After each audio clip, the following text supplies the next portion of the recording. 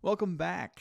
In our last class, we noted that before we started laying out the case for the existence of God, we need to help people um, consider what life would be like without God. So we looked at and compared the differences between a theistic worldview and an atheistic worldview regarding the meaning, value, and purpose of life. And so we clearly saw that with God, there is an objective meaning, there is objective value, there is an objective purpose that follows from Him being the creator and endowing us with His image. Now, we also noted that on the other hand, if God does not exist, then our lives are futile because no matter what arbitrary meaning or value or purpose we set up for our lives, it all ends up the same. Death and oblivion. So from this point forward in our class, what we'll be doing is we'll be laying out arguments for the existence of God. Now, these arguments are grounded in philosophical reasoning based upon what we can observe in nature. Now, you might be asking, what in the world is this called? Well, this is called natural theology. Notice we aren't using the Bible to make the case for God's existence. We're simply appealing to what all humans can know about the scientific world. Also, we're asking, what's the best explanation for what we know about the world that we live in? And so that's what's called natural theology. So, in light of moving into the area of natural theology, let's go ahead and look at our first argument for the existence of God. And this argument will be the argument from motion by Thomas Aquinas. Now, Thomas Aquinas was a medieval philosopher and theologian, and he made a significant contribution to the history of philosophy and theology with his 5 ways of proving that God exists. Now, his first way, which is often called the argument from motion, is really one of the most influential formulations of what's called the cosmological argument. Now, the cosmological argument seeks to demonstrate God's existence on the basis of a contingent universe, right? So the argument from motion claims that all motion in the world requires an initial cause. And so here, what Aquinas is going to do, he's going to say that initial cause is God. So here in this class, what I want to do is I want to present the argument in the form of a syllogism. Then what I want to do is provide an in-depth explanation of each one of the premises and then discuss contemporary objections to the argument and offer a defense against these objections. And by doing that, what you'll be able to do as the student is you'll be able to not only understand the argument, but understand the objections to the argument and the defense to those objections. And so you get a holistic view of the argument. You'll be well-rounded in deploying this argument with the people that you're seeking to engage. Now, Aquinas' first way can be formalized in the following way. Premise 1, things are in motion. In other words, things change. Premise 2 is whatever is in motion must be put in motion by something else. Premise 3, if something is moved, it's moved by something already actual. Premise 4, there cannot be an infinite regress of movers. Premise 5, therefore there must be a first unmoved mover. And what Aquinas will note is that is God. So that's the syllogism, 5 premises. And so if all of these premises are true, if the first 4 premises are true, then 5 is true. This is called a deductive argument. Now, let's go ahead and explain the argument, all right? So the first way is what this is called, the argument from motion, is fundamentally, as I've stated before, a cosmological argument, and it's based on the observation of motion and change in the world. So Aquinas' argument follows what's called Aristotelian metaphysics, right? It's the way that the philosopher Aristotle viewed the way the world actually was. And so what he does is he takes this Aristotelian framework and he adds a theological dimension to it by identifying the first mover as God. So with that in mind, premise one, things are in motion or things change, right? Aquinas begins with this undeniable fact that change, or as he calls it, motion exists in the world. And so by motion, Aquinas means any kind of change, not just local motion or movement from place to place. Aquinas thinks that motion is understood as an actualization of a potential. Now, you might be asking, what the world is that? Well, let me give you an example. So, an acorn has the potential to become an oak tree. When it grows into a tree, this potential is actualized, right? So motion for Aquinas is the transition from potency to act, which means that motion or change involves something moving from a state of potentiality to a state of actuality. The acorn has the potential to grow, but something has to move it or cause it to grow that is external to the acorn itself, right? So this premise is really uncontroversial since we observe change and motion constantly. The natural world is filled with examples of change, from biological processes to mechanical movements. So for Aquinas, these observable changes suggest that the process of motion demands an explanation beyond the phenomenon itself, right? And so that is essentially premise one. All right, things change, things are in motion.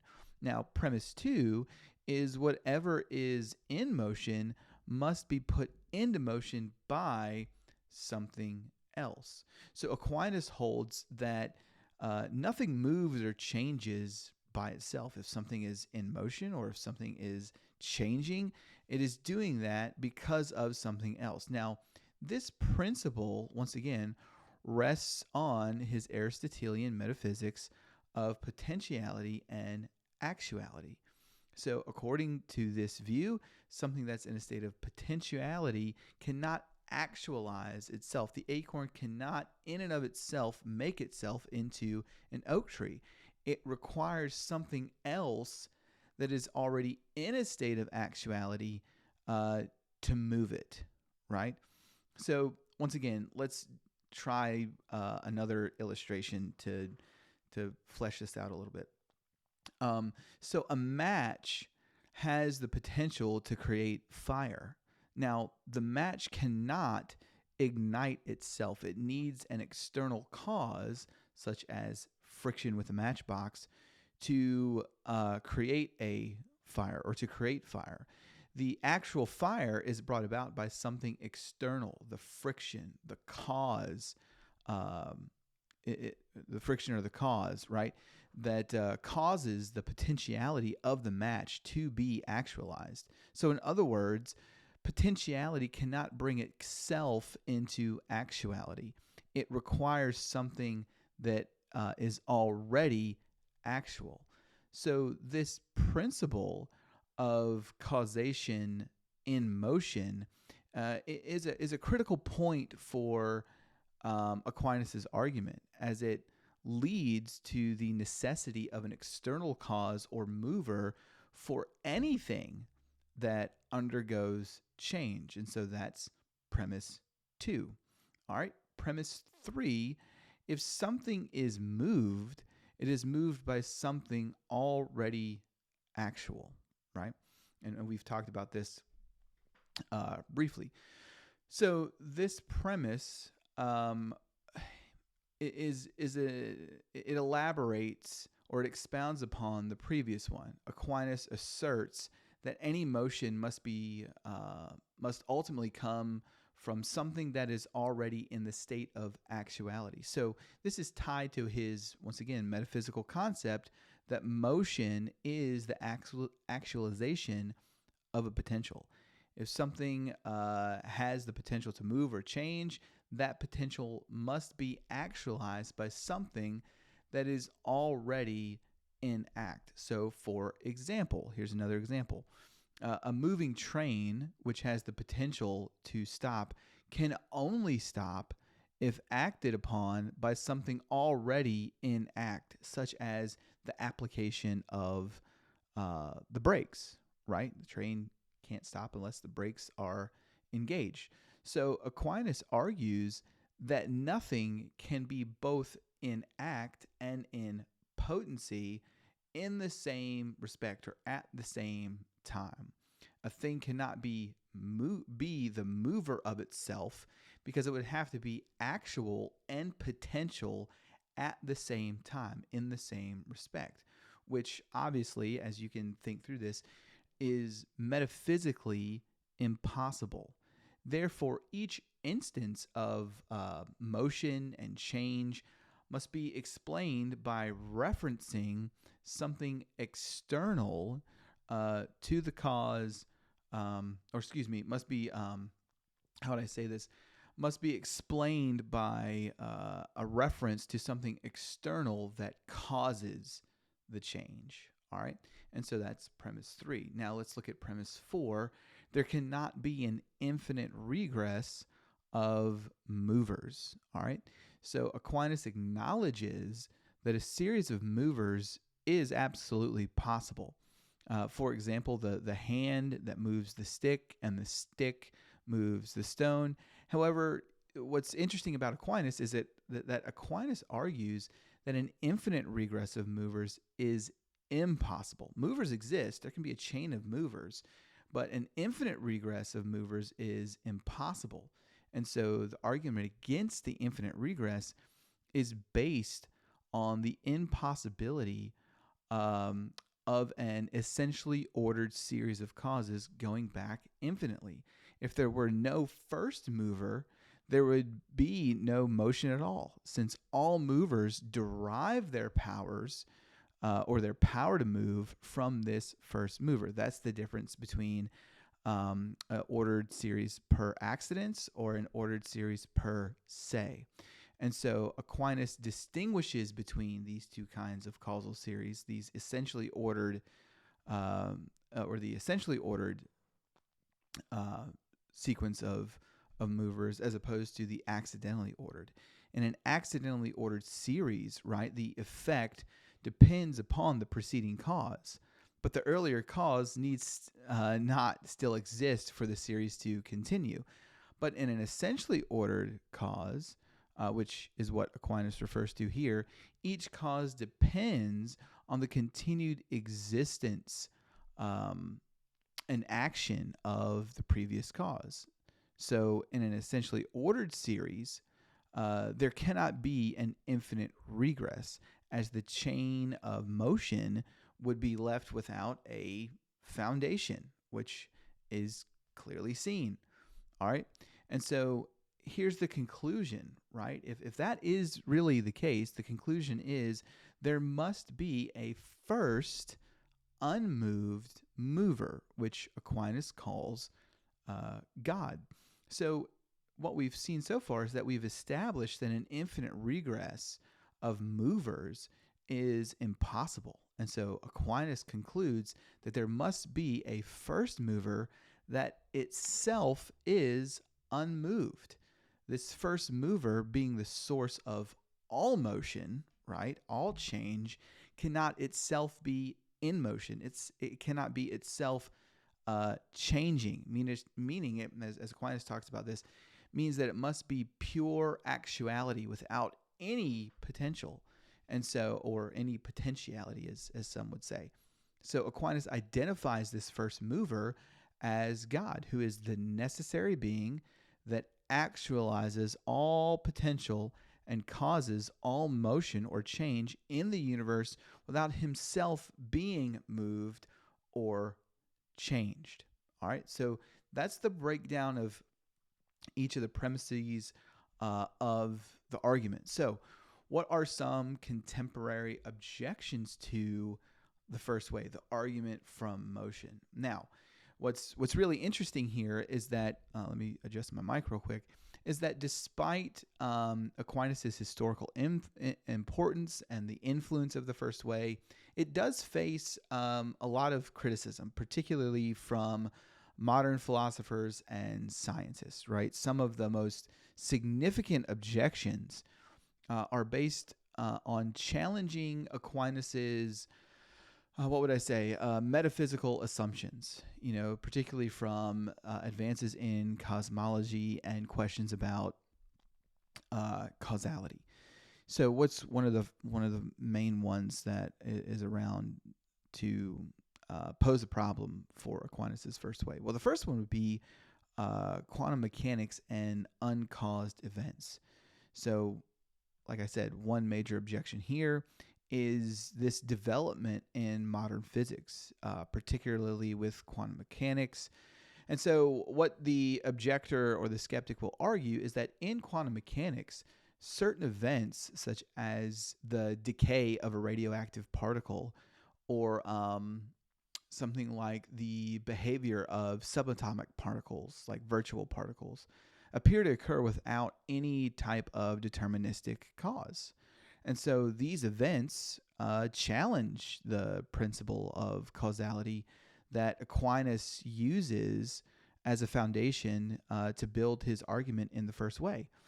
Particularly claim that whatever's in motion must be put into motion by something else. This is a significant objection that poses a real threat to Aquinas' first way. So, as we examine this, like what might be the response to this from someone who wants to defend the first way, the argument from motion? Well, one response might be that while quantum mechanics does introduce probabilistic causality, right, it doesn't necessarily undermine Aquinas' arguments, because the first way operates at the level of the what I would call the macroscopic phenomenon, where deterministic causality could still hold, right? Even if quantum events are not strictly deterministic, they are still governed by the laws of nature and are not completely, quote, uncaused. Furthermore, the probabilistic nature of these events doesn't negate the need for a first cause that accounts for the existence of the universe as a whole, right? So the existence of quantum fluctuations still presuppose a system in which such events can occur, but ultimately point to a first unmoved mover. And so that's one way that we can address this objection of, well, what about these quantum events that take place? There's nothing about what takes place in quantum mechanics that undermines the need for an unmoved mover. What's another objection that may be raised? Well, what about the possibility of an infinite regress, right? Some critics argue that Aquinas fails to demonstrate why an infinite regress of movers is impossible. And this is coming from modern cosmology. There's certain models of the universe, like one of them would be the oscillating universe theory that suggests that the universe could be eternal with no need for a first cause. In these types of models, the universe undergoes an endless cycle of expansions and contractions, big bangs that give birth to other universes and other big bangs. And so these potentially avoid the need for a beginning or as Aquinas would call, an unmoved mover. So once again, how do we respond to this particular objection? Well, Aquinas' argument against the infinite regress is really based on the metaphysical distinction, as we said, between essentially ordered an accidentally ordered causal series, right? Even if the universe were infinite in time, which would be accidentally ordered, all right, this would not address the issue of an essentially ordered series of causes where each cause depends on the previous one for its existence. So, in Aquinas' framework of the first way, an infinite regress of movers in an essentially ordered series would still be impossible, as each cause would require a prior cause to actualize it. So, even in an eternal universe, there would still need to be a first mover in the sense of this ontological foundation that explains why motion and change exist at all, right? So that's how we would answer that particular objection. What about an infinite regress of causes or movers? And then there's another objection. A third objection would be, well, the concept of a first unmoved mover just seems to be radically incoherent. So once again, there are philosophers who have argued that the concept of an unmoved mover just doesn't make sense. It's incoherent. If God is an unmoved mover, then God is pure actuality without potentiality, right? Potentiality. And so this raises some questions of how God can act in the world or cause motion without undergoing change. If God causes effects in the world, wouldn't this imply that God himself must change in response to these effects? In other words, how does a unchanging, unmoved God produce change in motion with respect to the universe, or with regards to the universe? So what's really cool about the first way is that Aquinas anticipates this objection by emphasizing that God's mode of causality is different from that of creatures, right? As pure actuality, God's not subject to change because God's act of creation and sustaining the universe is timeless, right? So it's not subject to temporal succession.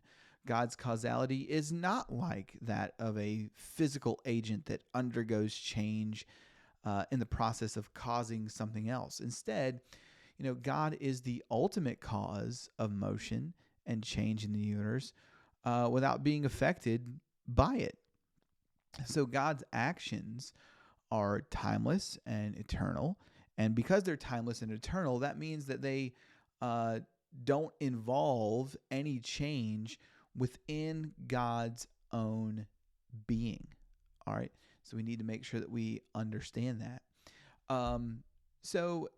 Those are, three primary objections that come along with the first way. But what I want to do now is I want to turn and give, some more defenses of the first way, right? And one of those defenses would be the necessity of a first cause.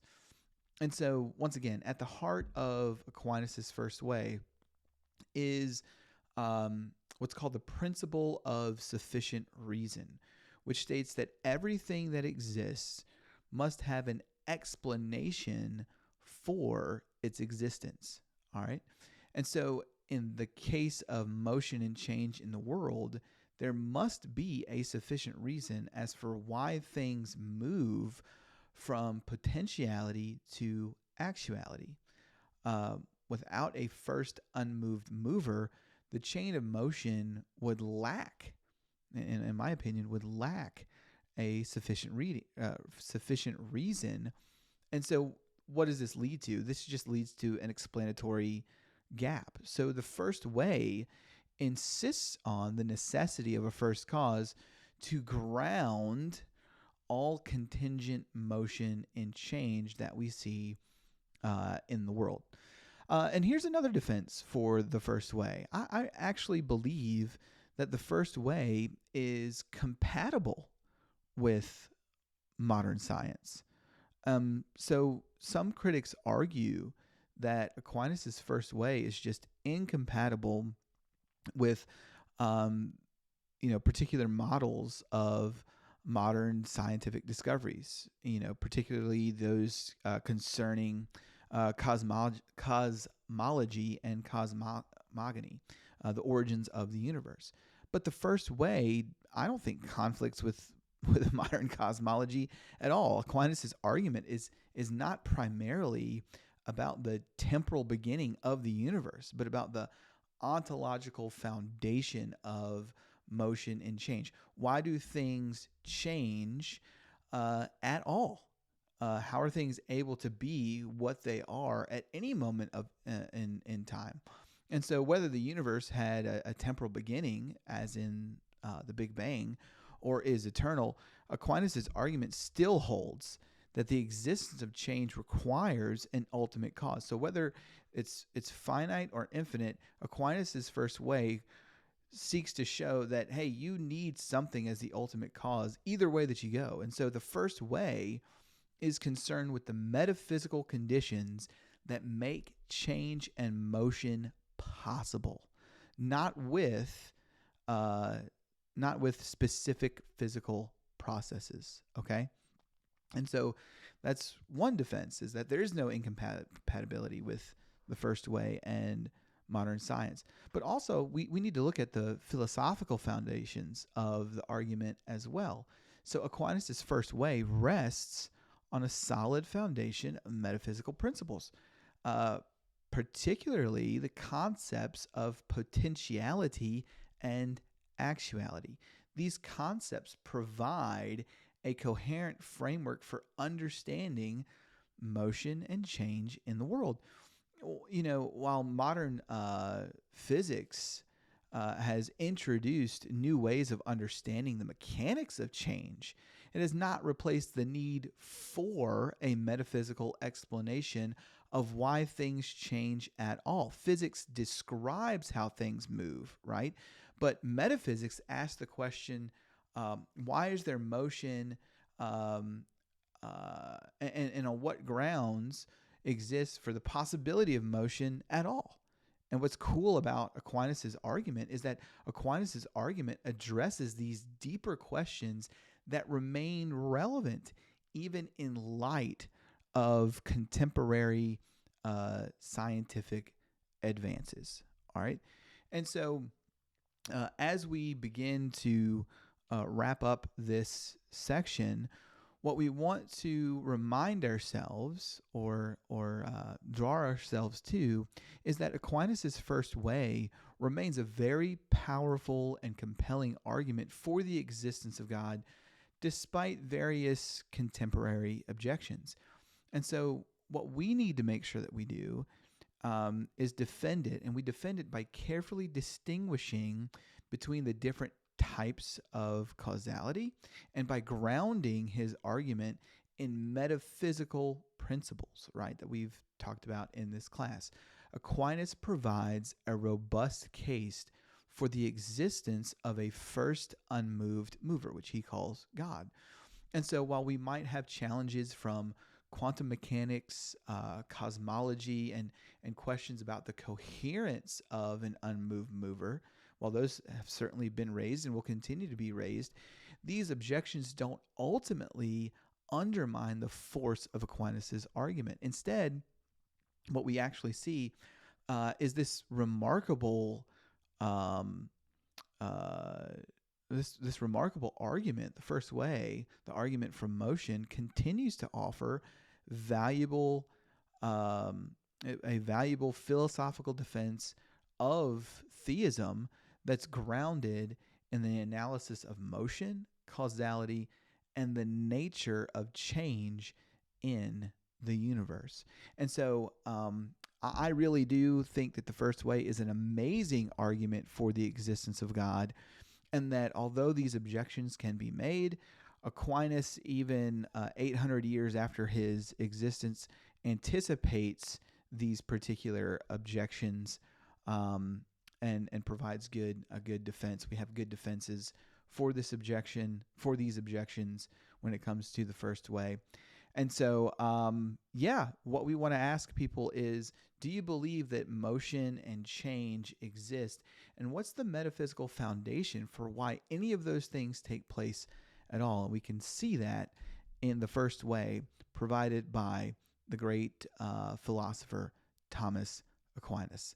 Thank you for being here in this second class as we start to look into natural theology as a means to defend the existence of God and answering the question, does God exist? Thank you. God bless.